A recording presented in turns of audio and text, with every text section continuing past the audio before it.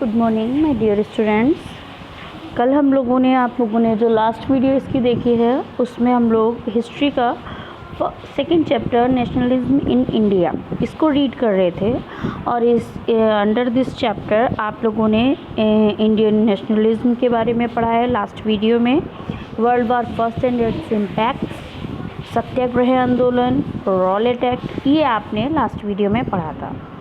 जो ये वीडियो है इसमें हम इसके आगे के पॉइंट्स को पढ़ेंगे और आप लोग ध्यान से इस वीडियो को सुने और देखें, क्योंकि बहुत सी इम्पोर्टेंट चीज़ें होती हैं जो बोल रहे होते हैं तो आप सुनते हैं तो आपके माइंड में आती हैं, ठीक है, उनको ध्यान करें।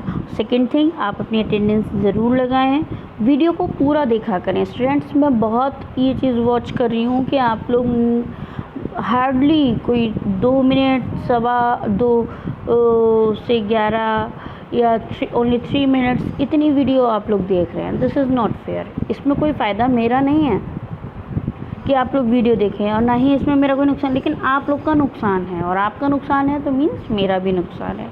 इसलिए ये चीज़ ध्यान दें, पूरी वीडियो देखा करें। ऐसा ज़रूरी नहीं है तुरंत ही देखें, देख रहे हैं उसके बाद में जब आपको टाइम मिले तब वीडियो आप कंप्लीट देख लें, आपके लिए ही बेटर होगा। अगर आप लोग नहीं देखना चाहते हो, नहीं पढ़ना चाहते हो तो वो मुझे बता दो, तो मैं भी वीडियो क्यों बनाऊँ, सीधे आपको नोट्स ही दे दें तो ज़्यादा बेटर रहेगा ना। तो इसलिए वीडियो को पूरा देखा करें और समझा करें। कमेंट बॉक्स में अपनी अटेंडेंस मार्क कर दिया करें। नेक्स्ट पॉइंट है हमारा द खिलाफत मूवमेंट। जो खिलाफत मूवमेंट चला था वो क्या था, इसमें हम लोग पढ़ेंगे। The First World War had ended with the defeat of Ottoman Turkey. First world war था वो कैसे एंड हुआ था, किसकी हार के बाद, ऑटोमन तुर्की। And there were rumours that a harsh peace treaty was going to be imposed on the Ottoman emperor the spiritual head of Islamic world the खलीफा। क्या था कि उसमें फिर एक अफवाह ये उड़ी थी कि एक हार्श पीस ट्रीटी जो है, संधि है, वो तैयार की जा रही है कि वो इम्पोज की जाएगी कहाँ, ऑटोमन एम्परर में, जो कि क्या था, इस्लामिक वर्ल्ड का एक हेड था, खलीफा। टू डिफेंड द खलीफाज and temporal powers a Khilafat committee was formed in Bombay in March 1990। कि खलीफा या टेम्परल की शक्तियों को जो हराने के लिए जो बन रहा था, खलीफा को हराने के लिए एक खिलाफत कमेटी तैयार की जा रही थी, कहाँ, बॉम्बे में, इन मार्च 1999 में। A young generation of Muslim leaders like the brothers Muhammad Ali and Shaukat Ali, ये दोनों भाई थे, इन्होंने क्या किया, began discussing with Mahatma Gandhi about the possibility of a united mass action on the issue. उन्होंने कहा, उन दोनों ने कोशिश की महात्मा गांधी जी से मिलकर बात करने की कि हमें एक यूनाइटेड एक्शन लेना चाहिए, हमें यूनाइटेड होकर के चलना चाहिए, हमें इन मुद्दों को जोड़ करके, मतलब आपस में मिल करके ही इन मुद्दों पे विचार विमर्श कर सकते हैं और तभी हम इन समस्याओं को दूर कर सकते हैं। उस टाइम पे क्या हुआ, गांधी जी ने क्या देखा कि saw this as an opportunity to bring Muslims under the umbrella of a unified national movement. उन्होंने देखा कि एक अपॉर्चुनिटी आई है कि इसमें हम मुस्लिम्स को अपने एक ही छाते के नीचे, मीन्स एक ही छत के नीचे, या एक मतलब छाता होता है, मीन्स जो हम विचार कर रहे हैं, मतलब कि कोई हम नीति बना रहे हैं, उसमें 2 गुट मिल करके अगर काम करते हैं तो बहुत अच्छा होता है। तो वही चीज़ उन्होंने सोची कि ये एक हमें ग्रेट अपॉर्चुनिटी मिली है जिसमें हम क्या करते हैं, नेशनल मूवमेंट के लिए हम सभी लोग मिल करके काम कर सकते हैं। At the Calcutta session of the Congress in सितंबर 1920 में कलकत्ता में जो सेशन हुआ था कांग्रेस का, he convinced their other leaders of the need to start a non-cooperation movement in support of खिलाफत as well as for Swaraj. उन्होंने कांग्रेस के और लीडर से ये बात रखी, उनके सामने कन्विंस किया, उनको ये बात समझाने की कोशिश की कि अब हमें क्या ज़रूरत है स्टार्ट करने की, नॉन कोऑपरेशन की, मतलब असहयोग आंदोलन, समझे आप, नॉन कोऑपरेशन मूवमेंट की सपोर्ट करने की अब हमें ज़रूरत है किसकी, खिलाफत को। जैसे कि हमें स्वराज के लिए, हमें अपने स्वराज के लिए ज़रूरत है, ऐसे ही हम खिलाफत के लिए सपोर्ट कर सकते हैं नॉन कॉपरेशन को। फिर आगे क्या होता है, वाई नॉन कॉपरेशन की। नॉन कॉपरेशन की आवश्यकता क्या है, बहुत से कांग्रेस लीडर्स जो थे उस टाइम पे नॉन कॉपरेशन के लिए तैयार नहीं हुए, बोले इससे जो है वायलेंट बढ़ जाएगा, वायलेंस बढ़ेगा, इससे हिंसा बढ़ जाएगी, कि जब अंग्रेज़ देखेंगे कि भारतीय जो है हमारा सपोर्ट नहीं कर रहे हैं तो वो हमारे और अगेंस्ट आ जाएंगे। लेकिन वो ये नहीं समझ पाए कि वो तो ऑलरेडी अगेंस्ट है, वो तो वैसे ही हमें मार रहे हैं। लेकिन ये बात धीरे से उनको बाद में समझ में आती है और फिर एक्शन उठाया जाता है। तो क्या होता है, Gandhi ji in his book Hind Swaraj said that British could survive in India as we are cooperating with them. क्यों वो सर्वाइव कर पा रहे हैं, क्यों वो कर सकते हैं, क्योंकि हम उनको कोऑपरेट कर रहे हैं। भाई कोई भी बाहरी व्यक्ति हमारे घर में आके रह जाए तो वो कैसे पूरी तरीके से सर्वाइव कर सकता है, अगर हम उसको फेवर करेंगे तभी तो, अगर हम उसका मान सम्मान करेंगे, अगर हम उसकी सेवा करेंगे तभी तो वो हमारे यहाँ रहेगा। और अगर हम उसको ना सेवा करें, कोई भी हम उसे खाने पीने को ना दे, ना पूछें, ना हम उससे बात करें, ना हम उससे कोई मतलब रखें, तो क्या कोई व्यक्ति हमारे घर में रह सकता है, नहीं रह सकता। सेम इसी तरीके से समझने की बात थी कि ब्रिटिशर्स जो थे वो इंडिया में कैसे सर्वाइव कर पा रहे थे, क्योंकि हमारे इंडियंस ही उनसे मिले हुए थे कुछ। और सेकंड थिंग ये थी कि हम उनको सर्वाइव करने के लिए कोऑपरेट कर रहे थे। जैसे कि if we would stop supporting them, अगर हम उनको रोकना चाहते हैं तो British government would collapse in a year. अगर हम उनको रोकना चाहते हैं तो 1 साल में उनकी समाप्ति हो जाएगी, विद इन अ ईयर, 1 साल के अंदर ही उनकी समाप्ति हो जाएगी। कैसे? He suggested that in first stage people should surrender their titles and resigns from their post, civil services, army, police, courts and legislative councils, schools and foreign goods. क्या होता है कि हमें क्या करना चाहिए, सबसे पहले जनता को क्या करना चाहिए, उन्होंने सजेस्ट किया कि सबसे पहले जनता को उनके टाइटल्स और उनकी पोस्ट जो उन्होंने दी गई हैं उनसे रिज़ाइन करना पड़ेगा। कि उन्होंने बहुत से भारतीयों को लालच दे करके अपने आप क्या कर रखा था, मतलब उतने ऊंचे ओहदे पे तो नहीं देते थे, उतनी सैलरी भी नहीं देते थे, लेकिन उनको अपने अंडर में कर रखा था। कि जैसे ब्रिटिशर्स अगर नौकरी दे रहे हैं भारतीयों को, तो भारतीय उनके अंडर में थे, उनका ही कहा सुनते थे, उनका कहा खा रहे हैं तो उनका दिया हुआ खा रहे हैं, तो उनकी बातों को सुनना पड़ता था, उनके काम को करना पड़ता था। तो गांधी जी ने सबसे पहले सजेस्ट किया जो हमारे लोग उनके टाइटल्स उनके पोस्ट को लिए हुए हैं उनको हमें सबसे पहले रिज़ाइन करना पड़ेगा।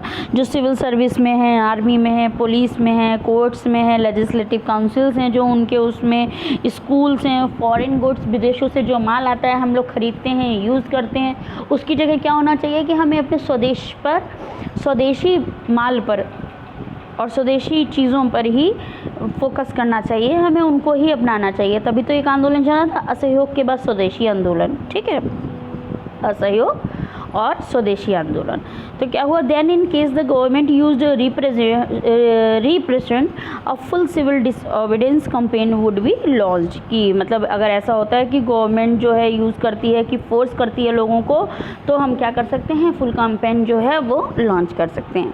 Many people in Congress didn't like the idea of non cooperation and opposed that by telling it would increase the violence. लोगों ने रिजेक्ट किया और क्या कहा, इसका रीज़न क्या कि ये वायलेंट को इंक्रीज़ कर सकता है। बट बाई दिसंबर 1920, लेकिन 1920 में क्या हुआ, Congress agreed to and gave complete rights to Gandhi for non cooperation movement. Congress तैयार हो गई और उसने पूरा सपोर्ट, पूरे अधिकार, राइट्स उसको सारे दे दिए गांधी जी को, गांधी जी को सारे सपोर्ट्स कांग्रेस ने दे दिए थे, सारे राइट्स दे दिए थे नॉन कोऑपरेशन मूवमेंट के लिए। फिर आगे क्या होता है, नॉन कोऑपरेशन इन टाउन्स। नॉन कोऑपरेशन टाउन्स में कैसे क्या हुआ, students, teachers, assembly members, advocates resigned from their jobs and started practicing separately, but not everyone resigned. उन्होंने क्या किया, कुछ लोगों ने रिज़ाइन किया अपनी जॉब से, कुछ और उन्होंने अपनी प्रैक्टिस जो है सेपरेटली करनी स्टार्ट कर दी, लेकिन कुछ, बट नॉट एवरीवन रिज़ाइन, हर किसी ने अभी भी रिज़ाइन नहीं किया था। People boycotted and burned foreign goods in huge bonfires and started using swadeshi goods. लोगों ने क्या किया, बॉयकॉट किया विदेशी को और स्वदेशी को अपनाया। तो क्या किया, बहुत बड़ी मात्रा में विदेशी माल, विदेशी चीज़ों को जलाया गया और स्वदेशी माल को अपनाया गया। That help Indian company to flourish, और इसने क्या किया, हेल्प किया कि जो इंडियन कंपनी है वो हमारी, उनको वो स्टार्ट हो सकें, उनको ज़मीन मतलब क्या कहते हैं, एक तरीके से स्थापित होने के लिए ये हेल्प थी एक। फिर क्या हुआ, they picketing the shops and demonstrated the and did rallies for the same, और वो क्या करने लगे, उन्होंने क्या रैलीज वगैरह स्टार्ट करने लगे कि, और शॉप्स को बंद करवाने लगे, ये सब काम करने लगे कि विदेशी माल हमारे यहाँ नहीं बेचे जाएंगे, हम लोग स्वदेशी ही अपनाएंगे। फिर आगे क्या होता है, but gradually movement in town slow down due to following reason, लेकिन कुछ हुआ कि क्या हुआ कि टाउन्स में ये जो मूवमेंट था ये स्लो हो गया। उसके कुछ रीज़न्स थे, और उनको समझ भी सकते हैं आप लोग कि हम एकदम से कोई भी वस्तु अगर बंद करना चाहें, विदेशी माल, अब मान लीजिए अपने देश में वर्तमान में क्या स्थिति है, चीनी माल हमें नहीं अपनाना है, तो ये कहिए कि केवल चीनी माल को, चीनी वस्तुओं को बंद किया गया है, तो हम ध्यान रख सकते हैं। और सबसे बड़ी चीज़ ये होती है कि उसमें हेल्पफुल सबसे पहले ये रहे कि अगर गवर्नमेंट ही विदेशी वस्तुओं को लाना देश में बंद कर दे, कि चीनी जो सामान है वो हमारे देश में ना आए, तो जब आएगा नहीं, बिकेगा नहीं, तो जनता खरीदेगी क्या। लेकिन फिर भी जनता बहुत अधिक जागरूक होकर के उसने ये चीनी सामानों का बायकॉट किया। तो लेकिन क्या होता है कि अभी तो चलिए बाकी देशों की वस्तुएं हमारे यहाँ हैं, और इंडिया इतना डेवलप कर चुका है कि उसकी हर चीज़ें हमारे यहाँ अवेलेबल हैं, लेकिन एट दैट टाइम क्या था कि केवल ब्रिटिश कंपनी की ही चीज़ें थी, इंडिया उतना डेवलप नहीं कर पाया था। तो एकदम से अगर विदेशों के मालों का हम बहिष्कार कर देंगे, ब्रिटिश मालों का, तो हम स्वदेश में अपनाने में कुछ तो समय लगेगा ना, कि मान लीजिए स्कूलों को खुलने में कुछ टाइम लगेगा, दुकानों को दुकान तो हैं, माल बनने में, फैक्ट्रीज बनेंगी तब माल बनेगा, तब उनका आएगा सामान। तो ये जो परेशानियां थी, इन दिक्कतों का सामना उस टाइम की जनता को करना पड़ा था। क्या था, cost of khadi, khadi was costly compare to mill goods and people didn't have money to buy it. भाई खादी, उस टाइम पे खादी अपनाने की बात कही गई, खादी अपनाई जाए, खादी महंगा होता था, क्योंकि वो केवल चरखे से सूत काट काट के तैयार किया जाता था, काट काट के सूत काटा जा रहा है, बनने में भी देर लगता था, मिल्स तो थी नहीं, तो वो बनेगा और बनता भी महंगा था। लेकिन लोगों के पास क्या था, उस टाइम पे इतना पैसा भी नहीं था, तो वहाँ से वो खरीदें कैसे खादी को। और विदेशी माल ये होता था कि वो यहाँ से रॉ मटेरियल ले जाते थे सस्ते दामों पर, अपने यहाँ जाके तैयार करते थे मिल वगैरह में, सब में, या अपनी फैक्ट्रीज यहाँ लगा रखी थी, और बस सस्ते दामों पर बेच दिया करते थे, इसलिए विदेशी माल बिकना आसान था। Late to start Indian institution, students and teachers were worried about education as it took long to open Indian institution। जो इंडियन इंस्टीट्यूशन स्टार्ट होने में लेट था, देर हो रही थी, तो स्टूडेंट्स और टीचर्स जो क्या थे वो इस बात से वरीड थे, इस बात से भयभीत थे कि जब इतना देर होगा तो हमारे एजुकेशन के साथ खिलवाड़ हो रहा है। मत मीन्स खिलवाड़ क्या, कि उनमें दिक्कतें आएंगी, तो वो उन इंस्टीट्यूशंस के लिए वो वरीड थे। इंक्रीज इन वायलेंट एक्टिविटीज़, और वायलेंट एक्टिविटीज़ भी बढ़ गई थी। मान लीजिए विदेशी मालों का बहिष्कार किया जा रहा है, उनको जलाया जा रहा है, कहीं पर लड़ाई भी हो रही है, कहीं कुछ हो रहा है, तो ये वायलेंट जो था वो इंक्रीज़ हुआ था, इसलिए ये मूवमेंट जो था टाउन्स में कुछ स्लो पड़ गया था। Immediate cause to call off the non cooperation movement, the peaceful demonstration at Chauri Chaura in Gorakhpur district of UP turned into violent as 22 policemen were killed by people and Gandhi ji called off the non cooperation movement. इसलिए उन्होंने क्या करना पड़ा, उनको non cooperation movement को बंद करना पड़ा। क्यों? क्योंकि चौरी चौरा कांड के बाद क्या था, चौरी चौरा में गोरखपुर में क्या हुआ था कि 22 पुलिसकर्मियों को 22 को मार दिया गया था जनता के द्वारा। तो उन्होंने क्या किया कि अब ये तो वायलेंट हो रहा है, ये हिंसा आ रही है, तो हम इसको बंद कर देते हैं। ठीक है, फिर क्या होता है, non cooperation in rural areas में नॉन कॉपरेशन कैसे बढ़ा, कैसे क्या हुआ। अवध में Baba Ramchandra started the peasant movement in Awadh against, sorry just a minute,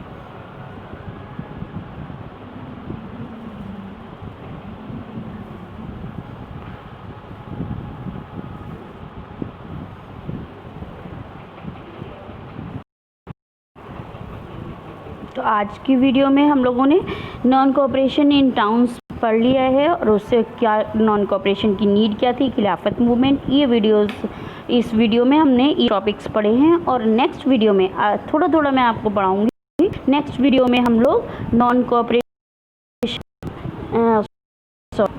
cooperation in rural area, ये हम लोग नेक्स्ट वीडियो में पढ़ेंगे, ठीक है। और तब तक आप लोग इस वीडियो को समझें और till then have a good day, good bye.